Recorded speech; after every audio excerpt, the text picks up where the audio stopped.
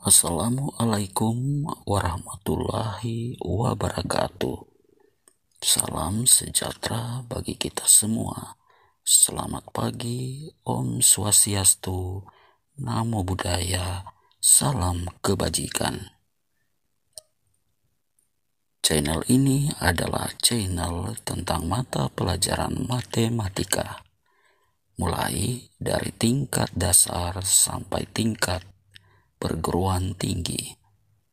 Semoga channel ini bisa bermanfaat bagi kita semua.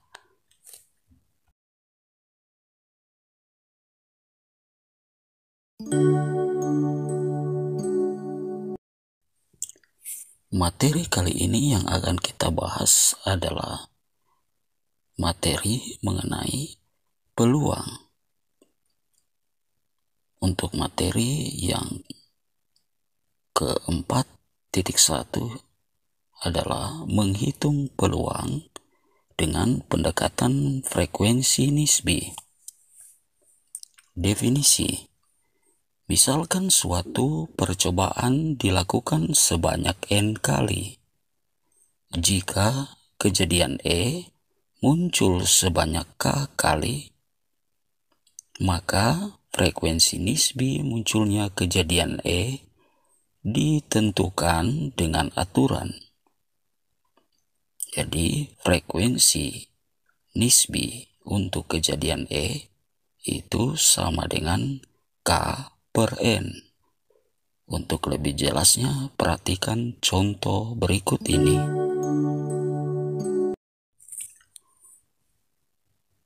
Perhatikan contoh berikut ini. Seorang siswa melakukan percobaan dengan melempar sekeping mata uang logam beberapa kali. Pada lemparan 10 kali, muncul gambar sebanyak 6 kali. Pertanyaannya, tentukan frekuensi nisbi munculnya gambar tersebut. Penyelesaian: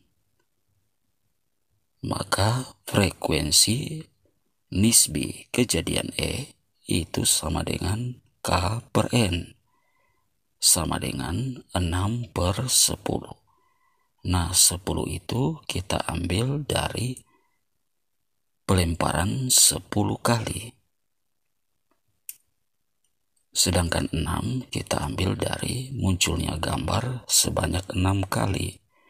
Maka frekuensi nisbi munculnya gambar itu sama dengan 0,6. Gampang kan? Semoga Anda bisa paham.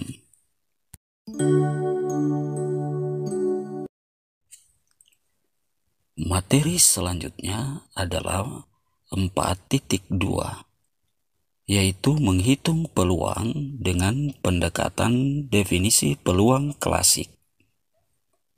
Definisi: dalam sebuah percobaan menyebabkan munculnya N hasil yang mungkin dengan masing-masing hasil mempunyai kesempatan yang sama. Jika kejadian E dapat muncul sebanyak K kali, maka peluang kejadian E ditentukan dengan aturan. Jadi untuk menghitung atau mengerjakan matematika, kita harus berpatokan pada aturan, yaitu peluang E itu sama dengan K per N. N itu adalah banyaknya percobaan, sedangkan K itu adalah banyaknya hasil yang mungkin terjadi. Untuk lebih jelasnya, perhatikan contoh berikut ini.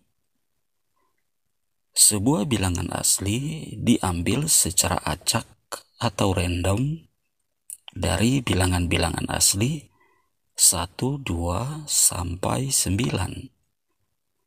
Jika E adalah kejadian munculnya bilangan genap, ingat bilangan genap hitunglah nilai peluang kejadian E. Nah, langkah pertama yang harus kita lakukan adalah menentukan berapa jumlah dari N. Nah, N itu sendiri adalah bilangan-bilangan 1, 2, sampai 9. Jadi ada atau jumlahnya itu ada 9 angka. Sedangkan kejadian E adalah kejadian munculnya bilangan genap. Jadi kita harus ambil bilangan-bilangan genap di antara 1 sampai 9. Jadi bilangan-bilangan genap tersebut adalah 2, 4, 6, dan 8. Maka banyaknya K itu sama dengan 4. Setelah kita mendapatkan nilai K serta nilai dari N, maka kita dapat menghitung peluang kejadian E. Itu sama dengan K per N.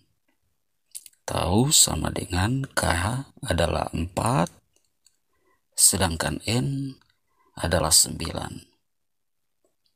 Maka peluang kejadian munculnya bilangan genap itu hasilnya adalah 4 per 9. Jadi Anda harus memahami pertanyaan dengan baik. Contohnya seperti pada contoh yang kedua berikut ini. Sebuah kotak berisi 10 buah manik. 6 buah diantaranya berwarna merah dan 4 buah lainnya berwarna putih. Dari kotak itu diambil 3 buah manik secara acak. Pertanyaannya, berapa peluang jika yang terambil itu A, semuanya manik putih, B, 2 manik merah, dan 1 manik putih. Penyelesaian. Jadi pertama kita harus mencari kombinasi dari 10 buah manik yang terdapat pada kotak itu, kemudian kita ambil 3 buah. Nah, kombinasinya adalah C10-3. Jadi 10 itu kita peroleh dari 10 buah manik. Maka penyelesaiannya menjadi 10 faktorial dibagi 3 faktorial kali dalam kurung 10 kurang 3 faktorial. Sama dengan 10 faktorial dibagi 3 faktorial kali 10 kurang 3 sama dengan 7 faktorial. Kemudian kita uraikan. Kita perhatikan pembilang 10 faktorial. Kita berpatokan pada penyebut 7 faktorial. Maka 10 faktorial kita bisa tulis 7 faktorial kali 8 kali 9 kali 10. Setelah itu penyebutnya. Jadi penyebutnya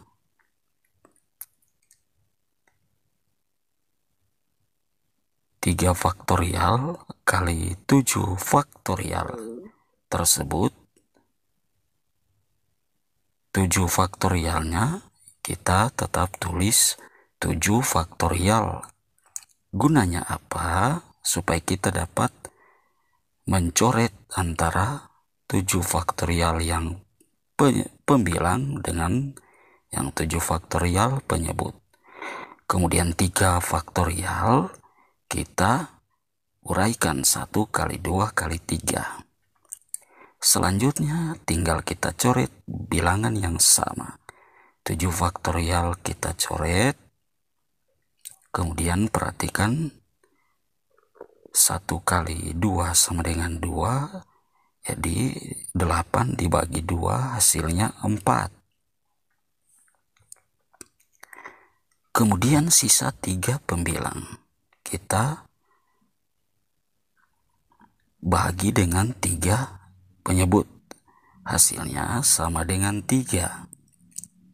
Maka bilangan-bilangan yang tersisa itu yang pertama adalah 4,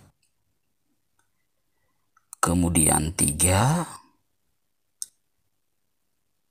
selanjutnya adalah 10. Kemudian kita kalikan 4 kali 3 kali 10. Maka hasilnya ada 120 cara. Nah, 120 cara ini kita ambil sebagai nilai dari apa? Adik-adik, dari N. Nah, kemudian kita jawab pertanyaan yang A. Pertanyaannya, bagaimana jika semuanya manik putih? Jadi dari 3 buah manik yang diambil itu bagaimana kalau 3-tiganya itu manik putih? Nah, bagaimana cara menjawabnya? Yaitu kita perhatikan dalam soal ada berapa manik putih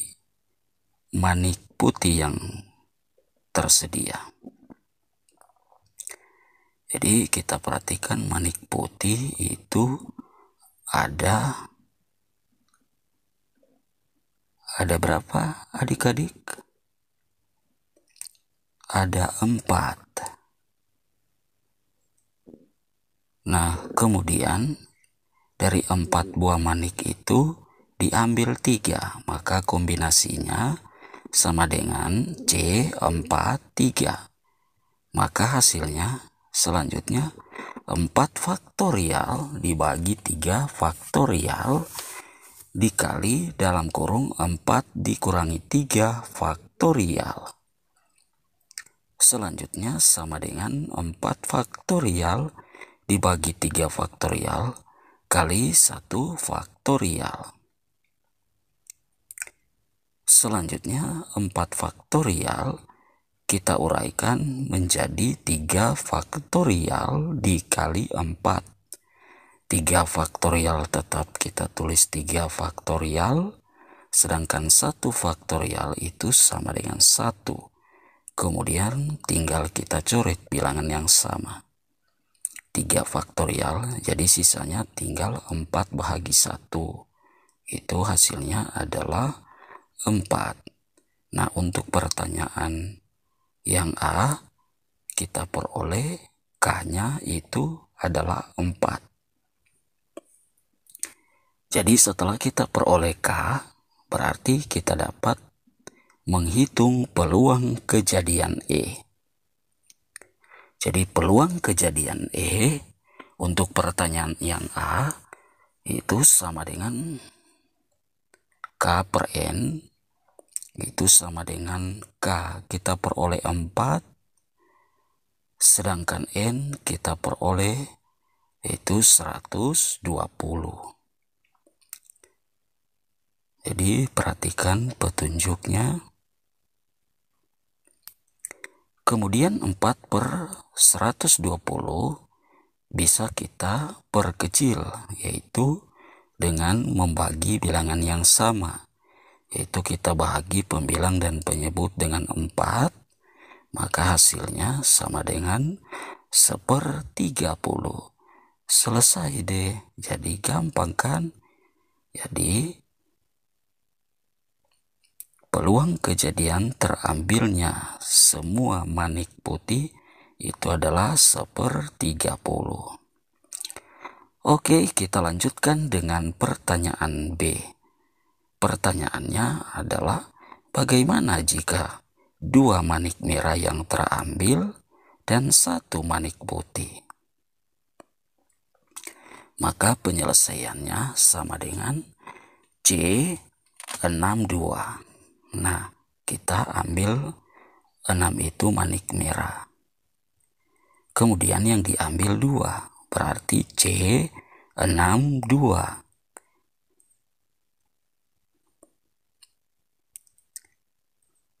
Selanjutnya kita ambil yang manik putih.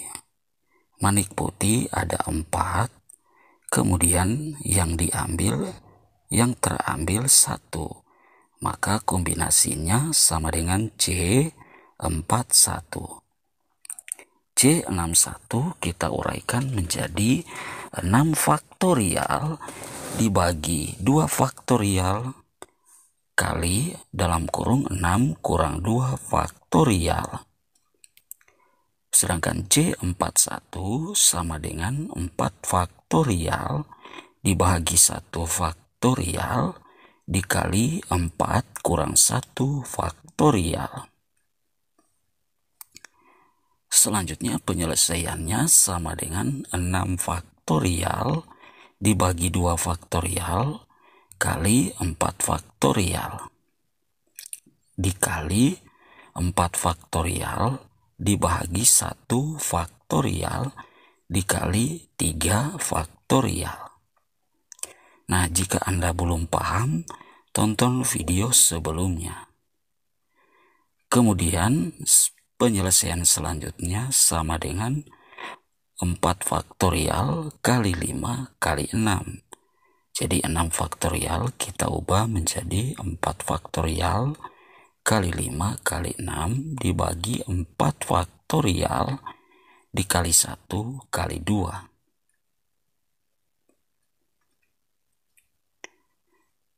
Dikali 4 faktorial kita uraikan menjadi 3 faktorial dikali 4 dibagi 3 faktorial dikali 1 faktorial atau sama dengan 1.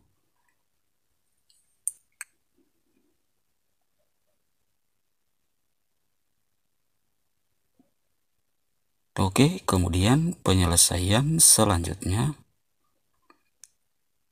tinggal kita coret bilangan-bilangan yang sama antara pembilang dan penyebut.